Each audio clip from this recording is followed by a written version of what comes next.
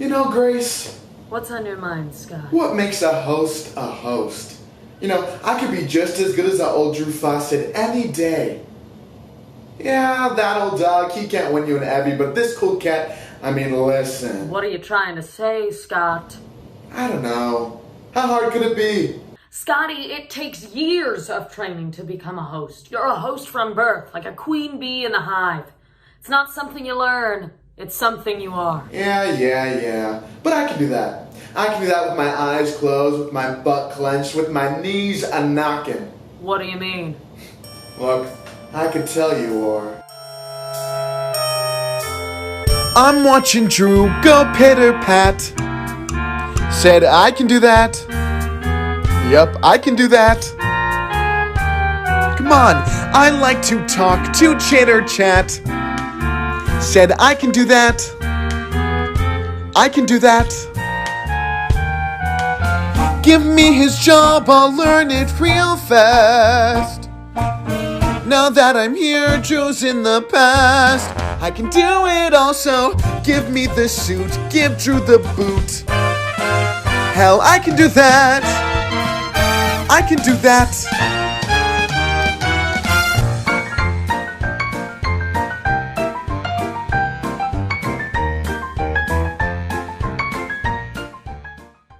Drew's got that spark, he hits his mark. Knows what to say all night and day. Sure, you can joke, but Drew does coke. And you can't do that. I could do that. No, Scotty, not again. You know what? All right. Okay. You know, if I was host of Closing Time, I mean, yes, we would change the name to the Scotty Herrera Show. But we would also show all of our amazing staff members' talents. That group of ragamuffins, what can they do? Without Drew, the show is nothing. Kaput! Hannah Crimmins stands on her head.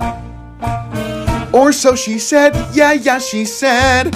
We might have been misled. Grant Ritchie flips over his back. Say, who can do that? Actually, Grant can't do that.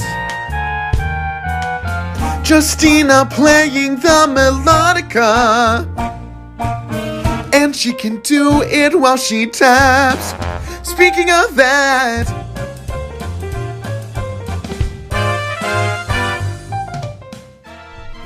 see? Scotty, I gotta tell you a secret. In order to be the host of Closing Time, you need to have voted for Joe Jorgensen. Oh. Yeah, I won't do that. Hey, you know I didn't vote for Joe Jorgensen. Right? Yeah, sure, I know that, but, you know, he doesn't know that, so. Huh? Jesus! You smell like the studio! Get out of here! Go! Okay. Oh. Jeez, I hate her. Oh, God, I hate her.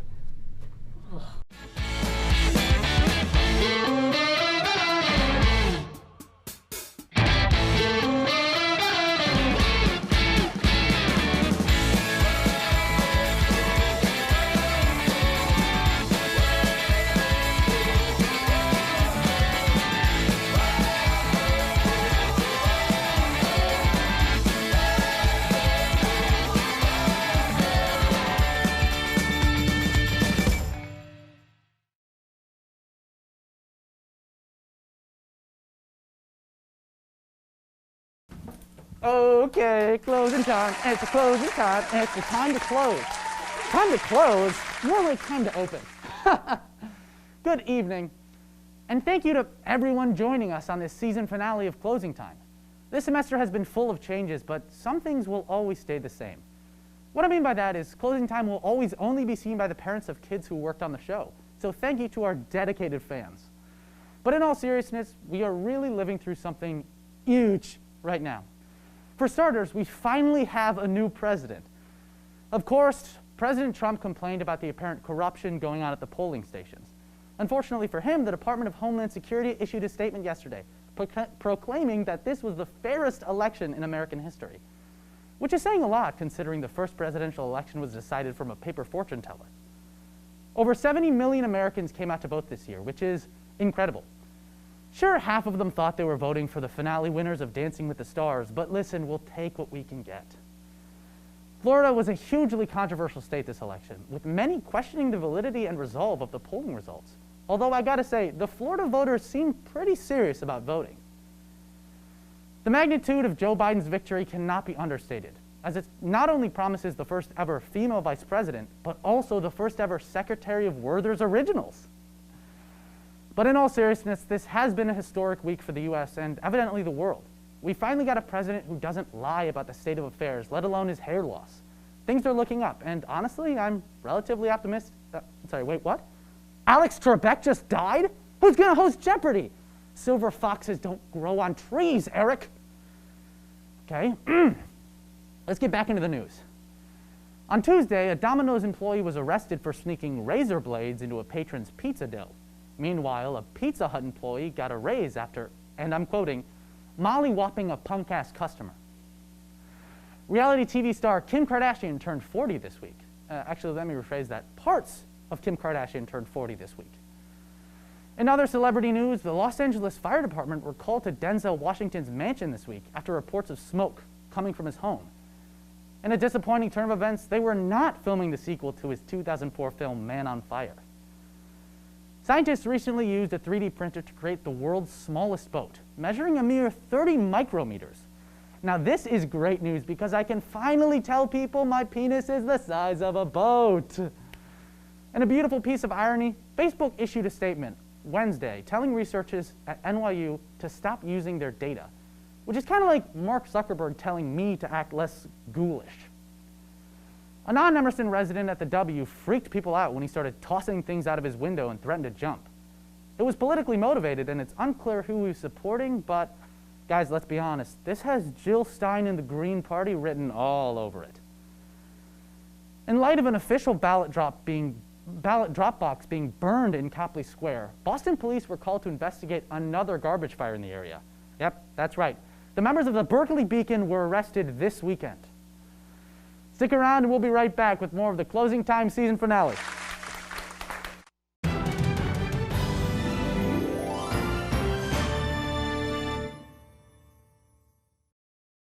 Mind. The human brain is, after all, a structure.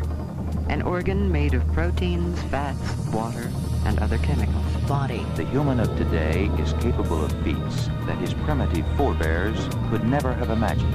Play. A new game show that tests the limits of competitors' minds and bodies.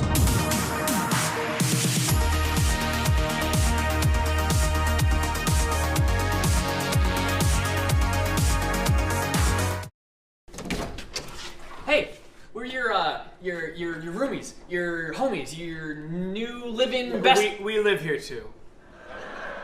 Thanks. Liz! Action. Do you have any idea what time it is? It's time. 7. Oh, 7? It would mean a lot to me if you guys watch. You only care about yourself. I'm getting kind of worried about Charlie. The audacity! Promise me you're not gonna do anything weird tonight. No, I am a koala.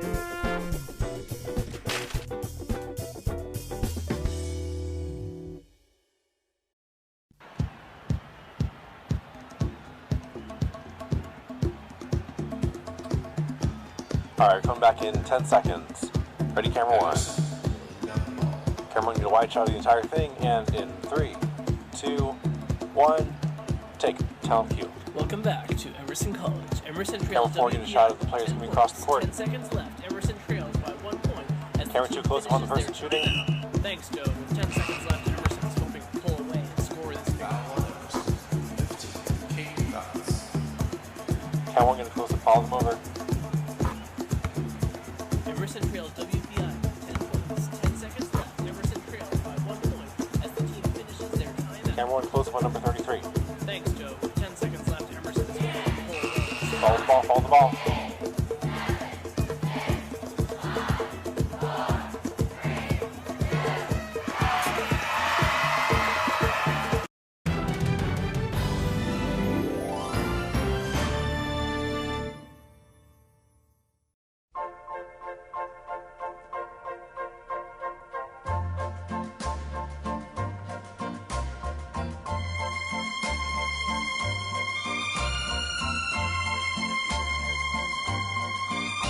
Arby's Boston Donut on Grant in donut costume on the street.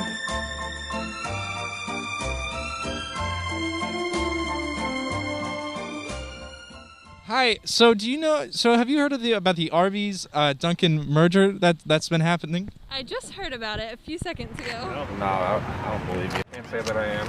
Okay. Well, I'm here to represent that, and I'm here to ask you. Were you guys aware of the manager of Dunkin' Donuts actually really thinks the moon landing is fake? I didn't also know that. Would you say that America runs on Dunkin'? I would, yeah, definitely. There's Dunkins around every corner, and every American loves it. Okay, so how would you say that maybe Dunkin' doesn't like getting stepped on all that much? I'm part of the marketing team for Dunkin' Donuts. Okay. And I'm here. I was wondering if you would like to see some of the slogans and designs and logos of that I came up with for them. Okay, let's see them. Okay, this is the first. Josh, could you show the first one? Come on, Josh. We have to go.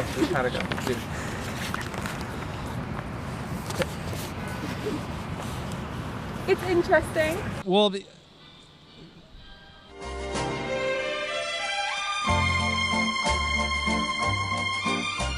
would you eat an Arby's donut from Dunkin' Donuts? No. How would you think that would taste? I think it would taste like roast beef. Probably like poop. Yeah. Yeah. I think that Dunkin'. Do you think that Boston is probably sick? Boston probably. Josh, you're killing it. How about this? Tar?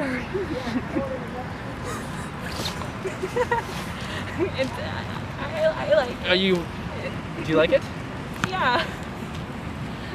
Okay.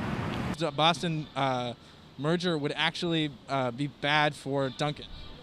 I mean, yeah, I think it would be bad for it. Yeah, I don't really see doing that. Hi, can I ask you a question about the Dunkin' Donuts Arby's merger? And how does that make you feel about that? And who does that? Who does that? If I leave,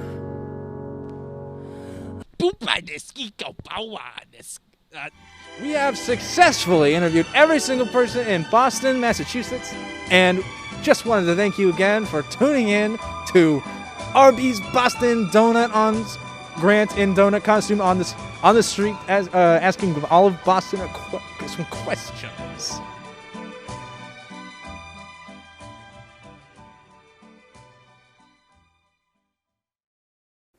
Oh, hi. If you know me, you know I'm always asking questions. Like, why do dogs dress up in sweaters and not 2 pairs of pants? What were people doing before toasters? And why did my parents stop tucking me in at night? But the main thing weighing on my mind this week is democracy and what exactly it is. This country seems to be totally obsessed with the word, so it's time I got hip. To figure out how democracy truly works, we've decided to conduct our very own closing time town hall, with me as the mayor and random Bostonians as townfolk. Let's get started. Boston, the floor is yours. Fraud! And we're off to the races. Expand on that, friend. Oh, maybe later. All right, that's fine. Who else? I saw it. You saw what? Fraud. There was knocking on my door, and they were pretending to be someone else, and they asked me for candy. Oh, that was probably trick-or-treating. It was probably Halloween. That's not fraud, that's trick-or-treating. It was fraud and identity theft, and I had every right to defend myself. Okay, Drew? What did you do? Okay, hey, can someone check on that? Go next. Well, first I just want to say thank you so much for letting me be here today. I'm honored. And I think that the fact that we were able to have such an open forum really shows how democracy is still alive and well. You know, our forefathers... Snooze fest! Snooze fest! Snooze fest! Get out of here! I had to. All right, anyone else? I saw voter fraud, and it was bad. You did? Go ahead and tell. I saw a guy put a woman into a box and then cut her in half, and no one did a thing about it, Drew. Magic show. That was a magic show, though, right? Because there was a box and the woman was in it? Well, if it was a magic show, how did the girl die, huh? The girl died? Are you okay? You witnessed a murder. Okay, well, how would someone who witnessed a murder be able to do this? Very easily. Are you okay, Isabel? Okay, I guess next person. You want to hear about fraud? Catch this. 2 kids, 1 trench coat. Oh, were they like voting? It was like voter fraud. Worse, they bought a pack of spray paint. Spray paint? Don't you have to be 18 to buy that? Sheesh! And that's not all. The other day, I saw a kid on a bike, and his dad was holding onto the handlebars, and he let go, and the kid just kept on biking, and the dad looked proud. What is that, huh? Well, that's just like it sounds like a nice moment between a father and son. It sounds adorable, frankly. No, it's socialism at best, fraud at worst. You know, this country is going all right, down. All right. That's all the time we have for this town hall, but thank you so much for joining us. Our next guest is quite the entrepreneur. He's one of the members of the new podcast Wheel of Fiction and the owner of Robbie Gessel brand. Please give a warm welcome to Robbie Gessel.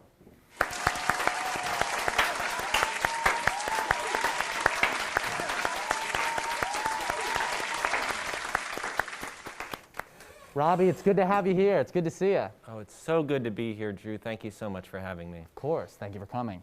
Now, Robbie, I'll open up. Tell us a bit about yourself. Well, I do lots of things. I like comedy. I'm the president of Chocolate Cake City, which is a sketch comedy troupe here at Emerson. I stream solitaire occasionally. I hold a few world records in obscure types of solitaire. Right. You were telling me about this backstage. Mm-hmm. Can you elaborate on that? You have world records? Yeah, so worldofsolitaire.com keeps records for the fastest times in different categories of solitaire. These are categories you've probably never heard of, like Australian Patience and Fortune's Favor and... Yeah, I've never heard of either of those. Yeah, I have, I think, something like 6 fastest times on the leaderboard. Wow. And yeah, I stream that occasionally. Well, congratulations. That's exciting. So tell us a bit about your brand. I see your shirt and your mask are branded. It says "Be Yourself." What's that about? Mm-hmm. So this is Robbie Gessel brand merchandise. This actually came out of me wanting to stream solitaire last summer. I wanted to stream it on Twitch, and I was like, oh, I should have a logo. So in making a logo, I created this image of my face, and I thought, that's a great image. I should put it on a t-shirt.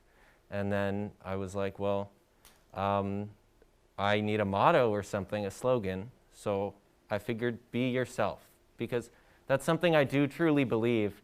But also, you know, it's my face, and it says be yourself. So when other people are wearing it, you know, it's a little bit of It's a little ironic. tongue-in-cheek. It's funny. It's tongue-in-cheek. Mm-hmm. So, is there a way that we can buy those products? Yeah, absolutely. You can go to my Instagram, Twitter, Facebook, Robbie Gessel brand, and I've got a link in there that will take you to my website. Okay. Yeah. Exciting, exciting. Mm-hmm. So you're in a podcast. That's right? correct, yeah. Tell us a bit about that. So the podcast that I'm in is called Wheel of Fiction. It's dropping this Tuesday, November 17th, and the first episode is dropping then.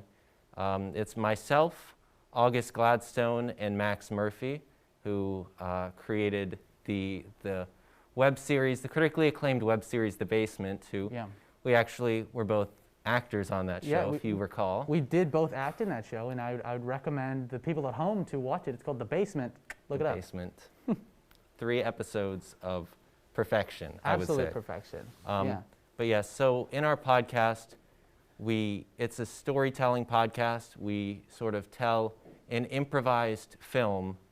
We'll write the story for that.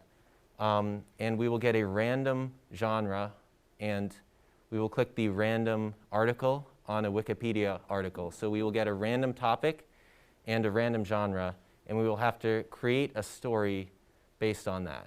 All right. That's really exciting. Yeah, it's really fun. Okay, I'm going to ask you some questions. It'll be like a rapid fire back and forth. We got this, all right? All right, sure. So first of all, if you could have a famous celebrity or person model your clothing, who would you have? I would have Nathan Fielder. I'm a big Nathan Fielder fan. You know, my brand was a little bit inspired by Summit Ice, just the sort of like, this is sort of a joke, but also it's very much a real thing kind of clothing brand. And yeah, I'm a big fan of his. All right, cool. If you could have one villain on your podcast, who would it be? One villain on my podcast, Joker. Like from the Joker movie? Yeah. Okay, that's exciting. I would be careful, though. I've heard some bad things about hosting the Joker. Okay, this is an interesting one. What would your last meal on Earth be? My last meal, I would say 4-way chili, Cincinnati style. So you've got the spaghetti. Yes. Go ahead, explain it for me. Yes, 4-way chili. Spaghetti, you have the chili, Cincinnati style. You have cheese on top, and then you've got onions. And it's quite delicious. That sounds absolutely delicious. Well, thank you so much. Do you have anything else to say? Anything you want to add? I just thank you so much for having me. Yeah. Also check out Robbie Gesselbrand, Instagram, Twitter, Facebook. Check out the podcast, Wheel of Fiction, releasing on Tuesday, November 17th. And yeah. Yes, well, thank you so much for joining us, Robbie. We'll be back with more closing time.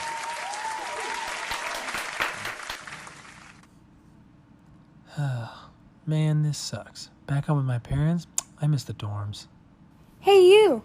Hello? Did you finish college only to realize you have no idea what to do with your life? Yeah. Only to move back in with your parents, praying to relive those glorious old college days? Yeah. Well, look no further. Hire our crew at Dorm Room Makeover. Turn your room into a comfortable dorm room you know and love. Remind yourself what life used to be like.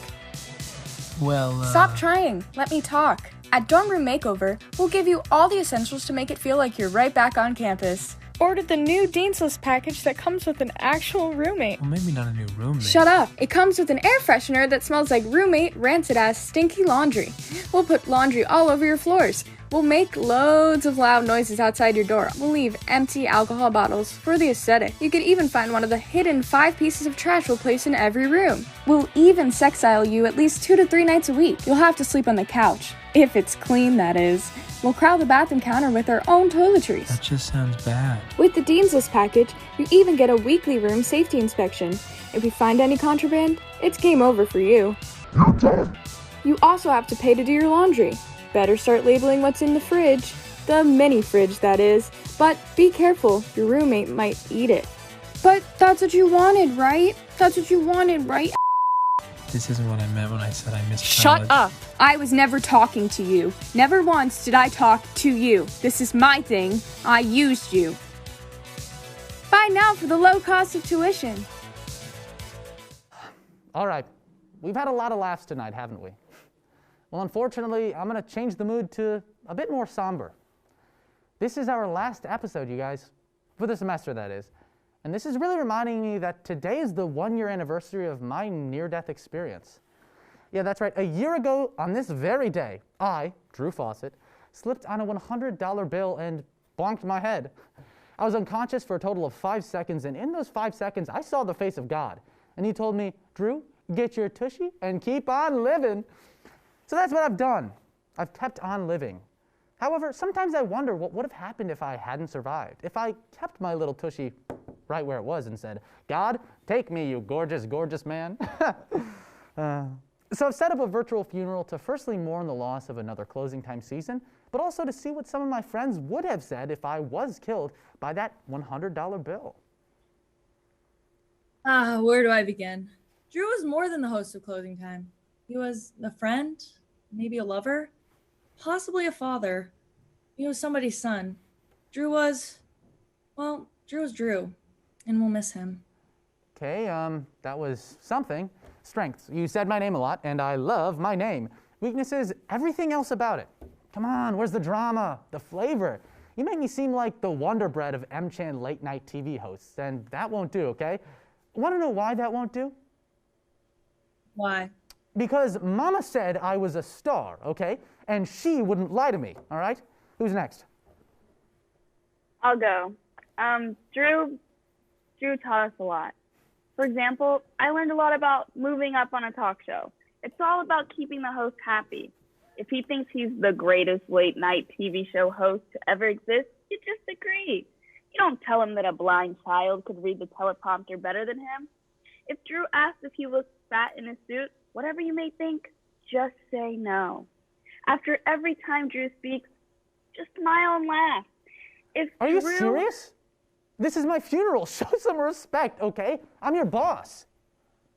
Actually, you're not my boss, and this is sick. Who hosts their own funeral? You weren't even going to die. It was a $100 bill. You literally benefited from it.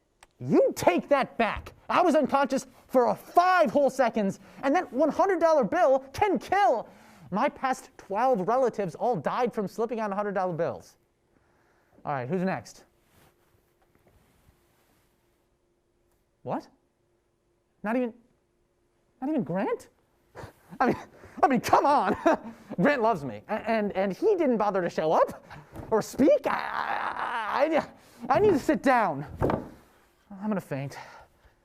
Is it possible from a broken heart?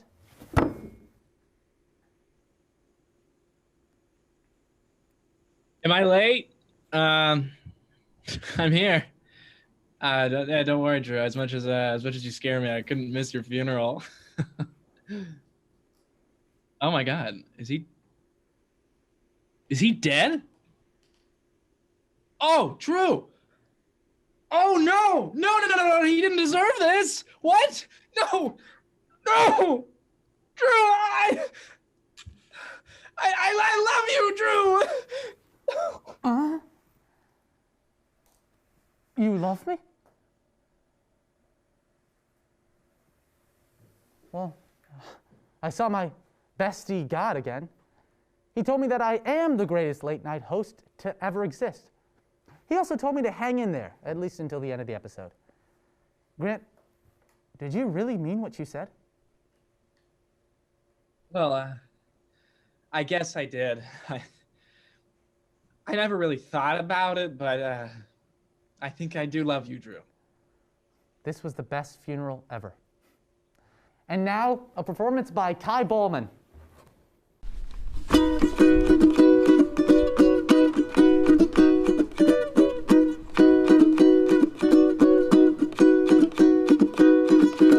Had the neighbors awake yet?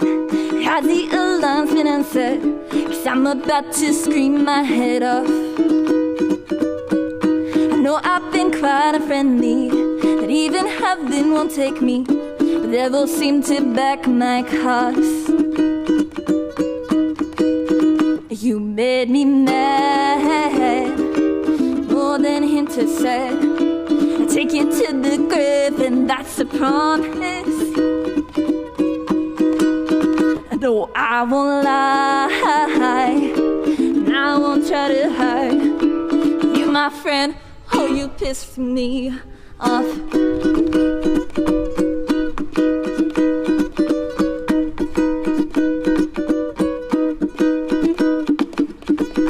Ringing, how could you blame me? No, I'm not as sane as I could be, but then who would want to be sane at all?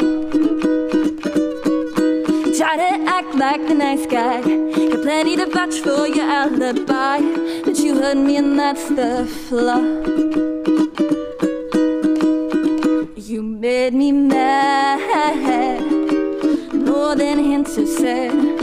I take you to the grave, and that's a promise. No, I won't lie, and I won't try to hide. You, my friend, oh, you pissed me off.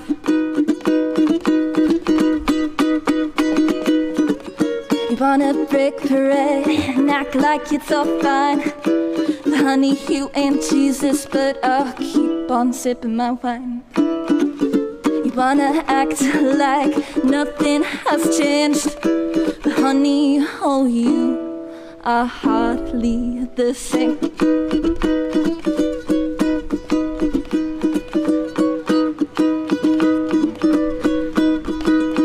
You made me mad, more than hint to say. I take you to the grave, and that's a promise. No, I won't lie, I won't try to hide. You, my friend, oh, you pissed me. You, my friend, oh, you have pissed me. Oh, you, my friend, you have pissed me up.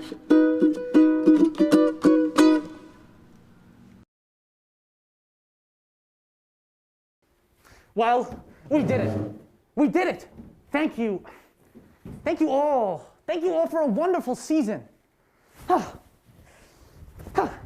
Dramatic, but I like your style. Look, from all of us here at Closing Time, thank you for watching. We hope to see you soon.